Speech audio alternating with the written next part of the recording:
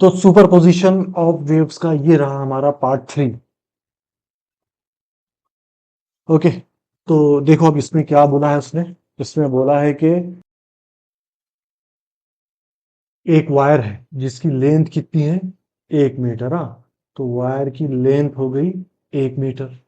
उसका मास कितना है, मास है 10 ग्राम। एक और बात ध्यान में रखिए, हाँ सोनोमीटर के न्यूमेरिकल शुरू है हमारे। तो सोनोमीटर का फॉर्मूला हमको मालूम है क्या है, n is equal to 1/2L under root t upon m. हाँ, तो ये मास को मैं कैपिटल एम से डिनोट करता हूँ। क्यों? क्योंकि ये मास और ये मास दोनों अलग अलग चीज है। ये पूरे के पूरे वायर का मास है और ये क्या है, एम। ये है mass per unit length. Per unit length की कितनी, जैसा इससे पहले मैं बता चुका, अभी फिर से बता रहा हूँ। मान लो ये 5 मीटर का वायर है, तो इसके हर मीटर वायर का मास कितना है, ये है ये एम। बात ध्यान में रखो ये, जब मैंने आपको पढ़ाया था क्लास में तब भी मैंने आपको इसके कॉन्सेप्ट बहुत बारीकी से बताया था।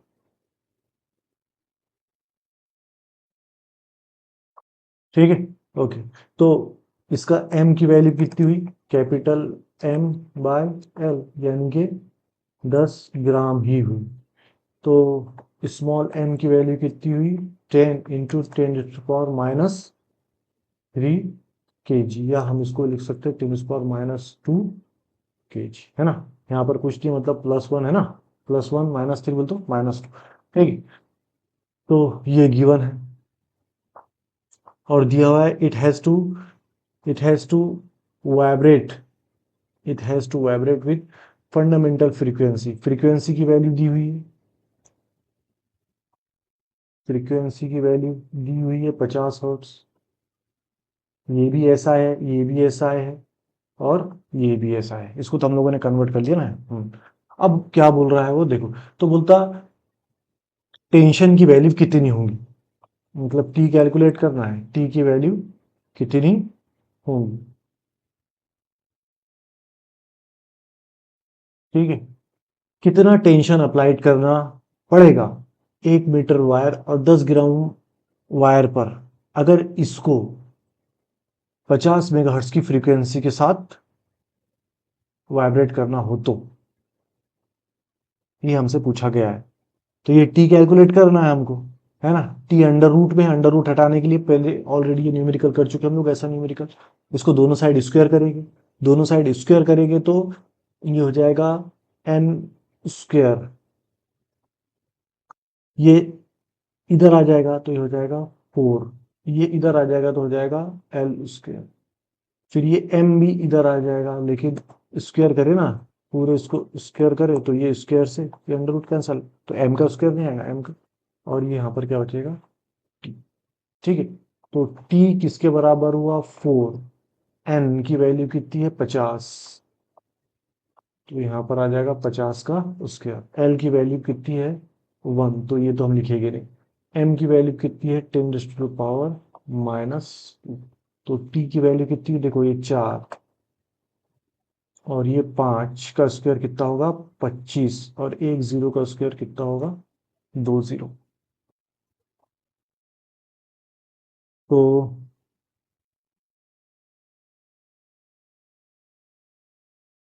हो गया 10⁻²। ठीक है, ये -2 से ये 2 जीरो कैंसल, तो टी की वैल्यू कितनी होगी, 25×4 = 100। टी बोले तो टेंशन, टेंशन क्या है, फोर्स है, न्यूटन, तो 100 न्यूटन इसका आंसर आएगा। देखो ये न्यूमेरिकल ना आपको भले ही आसान लग रहा होगा, लेकिन ये न्यूमेरिकल बहुत दिमाग खराब न्यूमेरिकल है। अब देखो ये क्या बोल रहा है इस न्यूमेरिकल में, कौन से नंबर का न्यूमेरिकल है मुझे नहीं मालूम, आप देख लो। एक सोनोमीटर का एक्सपेरिमेंट जो हमारा, जो हमने क्लास में किया, सेम वही न्यूमेरिकल, उस पर ही बेस न्यूमेरिकल है, 2019 में पूछा था। ठीक है, एक सोनोमीटर वायर मान लेते हैं, ये जो हमारा सोनोमीटर का वायर है ये है वो सोनोमीटर का वायर। अभी मान लेते हैं इसकी लेंथ है L1। ठीक है, और इसकी जो फ्रीक्वेंसी है, इस लेंथ की जो फ्रीक्वेंसी है वो मान लेते हैं कितनी है, N1। ठीक है, और ये एक स्ट्रेच्ड वायर है। तो अब देखो ये क्या बोल रहा है, a stretch sonometer wire is unison, है ना। यूनिसन बोले तो क्या, रेजोनेंस, रेजोनेंस में है बोलता, हाँ। रेजोनेंस, एक ट्यूनिंग फोर्क के साथ रेजोनेंस, तो मान लेते ये है हमारी ट्यूनिंग फोर्क। तो क्योंकि इस लेंथ की फ्रीक्वेंसी और इस ट्यूनिंग फोर्क की फ्रीक्वेंसी सेम है, तो इसकी फ्रीक्वेंसी, लेंथ की फ्रीक्वेंसी अगर n1 है तो ट्यूनिंग फोर्क की फ्रीक्वेंसी भी कितनी होगी, n1 होगी। ठीक है, हाँ। when the length of the wire is increased by 5%, तो मान लेते शुरुआत में ये जो लेंथ है ये कितनी मानते हैं हम लोग, 100%। शुरुआत में लेंथ कितनी, 100%। बाद में लेंथ 5% बढ़ा है तो कितना हो गया, 105%। बाद में लेंथ उसकी बढ़ गई, है ना। अब लेंथ बढ़ गई तो इसकी फ्रीक्वेंसी भी चेंज होगी। कैसे, हमने पढ़े हैं सोनोमीटर में 1 n is equal to l t upon m, है ना। तो यहां से हम बोल सकते हैं कि n is inversely proportional to l, यानी कि n बढ़ेगा तो l घटेगा। यहां पर लेंथ बड़ी है तो फ्रीक्वेंसी कम हुई होगी। समझ में आया? लेंथ बढ़ी ना, 5% बढ़ी, तो शुरुआत की फ्रीक्वेंसी थी n1, इसको लिख लेते हैं हम। n1 क्या है हमारी, इनिशियल फ्रीक्वेंसी, और n2 क्या है हमारी, फाइनल फ्रीक्वेंसी, है ना। अब तुम बताओ, लेंथ बड़ी है तो फ्रीक्वेंसी घटेगी, लेंथ बड़ी है तो फ्रीक्वेंसी क्या होगी, घटेगी। यानी कि n2 जो है वो कम होगा और n1 जो है वो ज्यादा होगा। समझ में आई बात?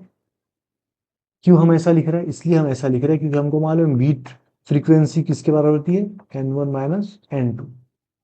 यहाँ पर वो पहले आएगा जो बड़ा है, वो बाद में आएगा जो छोटा है, इसलिए हमको बड़ा छोटा मालूम करने के लिए हमने ये कंडीशन, क्या, ओके, ठीक।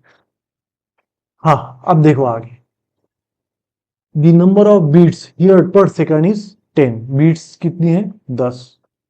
तो हम लिख लेते हैं बीट्स पी की वैल्यू 10 है, या n1 माइनस n2 की वैल्यू कितनी है, 10।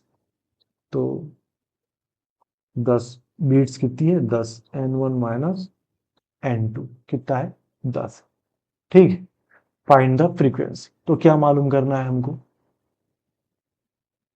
Find the frequency. तो n1 भी कैलकुलेट करना है और n2 भी कैलकुलेट करना है। चलो अब आगे बढ़ते हैं हम लोग, ये इधर का मिटा देता हूं मैं, है ना। अब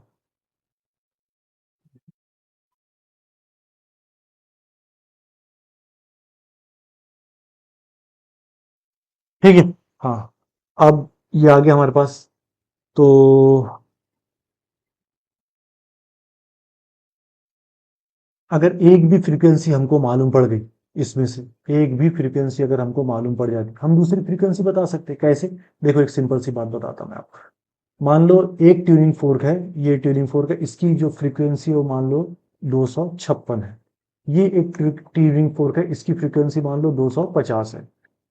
और ये दोनों को अगर एक साथ बजाएंगे तो हमको कितनी बीट सुनाई देगी, 6 बीट सुनाई देगी दोनों। क्यों, क्योंकि बीट्स किसके बराबर होते हैं, ये हो गया n1 और ये हो गया n2, तो 256 माइनस 250, तो p की वैल्यू कितनी है, 6, कितने 6 बिट सुनाई देगी, है ना। आगे बढ़े फिर, तो n is equal to 1/2 l under root t upon m। इसके हिसाब से लॉ लेंथ और n और l एक दूसरे से कैसा है, इनवर्सली प्रोपोर्शनल है। तो n1 l1 is equal to कितना होगा, n2 l2। ये हमने क्लास में ही पढ़े, और बता दूं क्या फिर से, देखो n l के इनवर्सली प्रोपोर्शनल, तो n इधर चल जाएगा, so n l is equal to क्या हो जाएगा, कांस्टेंट हो जाएगा। तो n1 l1 किसके बराबर, कांस्टेंट ही है, तो n2 l2 के बराबर हो जाएगा, n3 l3 के बराबर हो जाएगा। इसलिए मैंने यहाँ लिखा n1 l1 is equal to n2 l2। हाँ, ठीक है, पहले अपन n1 निकाल लेते, या जो भी मिल जाए। ये किसके बराबर होगा, n2, और ये l2 यहाँ पहले से है, और ये divided by l1। l2 upon l1 की वैल्यू कितनी होगी, L2 अपॉन L1 कितना हुआ है, देखो ये L2 और ये अपॉन L1। L2 कितना है 105, L1 कितना है 100। तो ये पॉइंट यहाँ पर है, ये पॉइंट यहाँ पर है, तो ये पॉइंट दो इधर जाएगा तो यहाँ एक बचेगा, तो ये पॉइंट भी इधर दो जाएगा, तो कितना बचेगा 1.05। तो L2 अपॉन L1 की वैल्यू कितनी आ गई 1.05। तो N1 आ गया हमारे पास N2 मल्टीप्लाइड बाय 1.05। अब देखो P की वैल्यू, बीट्स फ्रीक्वेंसी है ना, जरबैन या बीट्स किसके बराबर होता, P बराबर N1 माइनस N2 के बराबर होता। P की वैल्यू कितनी है 10, N1 की वैल्यू कितनी है N2 multiplied by 1.05 minus N2। ठीक है, हाँ, तो 10 बराबर से N2 कॉमन निकाल लेता हूं दोनों में से, तो यहां क्या बचा 1.05 माइनस N2 कॉमन निकल गया तो 1। तो 1.05 में से एक गया तो कितना बचेगा 0.05 N2। ठीक है, चलो N2 मालूम हो गया, हमको N1 मालूम करना था, लेकिन यहाँ तो N2 मालूम हो गया, चलता कोई भी चलता हमको। ठीक है, तो N2 किसके बराबर हुआ फिर N2, यहाँ जैसे का वैसा, यहाँ ये 10 जैसे का वैसा, यहाँ N2 जैसे का वैसा, यहाँ 10 है, 0.05 डिस्टर्ब कर रहा है तो इसको यहाँ पर लेकर आ जाओ। ठीक है, तो N2 कितना हुआ, अब देखो, हाँ, यहाँ पॉइंट, यहाँ पॉइंट यहाँ है, तो ये एक और ये दो इधर सरकेगा, तो यहाँ पर भी 0 2 लगा दो, एक और ये दो इधर सरकेगा, तो ये हो जाएगा 1000 डिवाइडेड बाय ये दो इधर सरका तो हो जाएगा 5, 5 दूनी 10, तो आंसर कितना आएगा हमारा 200 हर्ट्स। ठीक है, तो P is equal to N1 minus N2, तो P is equal to N1 हमको, P की वैल्यू है 10, N1 हमको नहीं मालूम, N2 की वैल्यू है 200। ठीक है, तो N1 कितना हुआ, ये -200 इधर जाएगा तो +200 हो जाएगा, तो 10 प्लस 200 यानी कि 210, यानी कि N1 है 210 और N2 कितना है 200 हर्ट्ज। ये था ये न्यूमेरिकल, है ना। आंसर से ये गलत है, अपन वैसे भी देख सकते हैं, 10 कब आएगा जब 210 में से 200 माइनस करेंगे, ये P is equal to N1 minus N2। ठीक, ये लिखने की जरूरत नहीं है न्यूमेरिकल में, मैंने बता दिया। तो ये है ये न्यूमेरिकल, थोड़ा सा दिमाग खाओ, न्यूमेरिकल है, 2 या 3 मार्क के लिए पूछेगा। आज के लिए इतना ही, फिर इसके और भी न्यूमेरिकल अभी हमारे डालने बाकी है, आज इसके पूरे भी न्यूमेरिकल डालूंगा।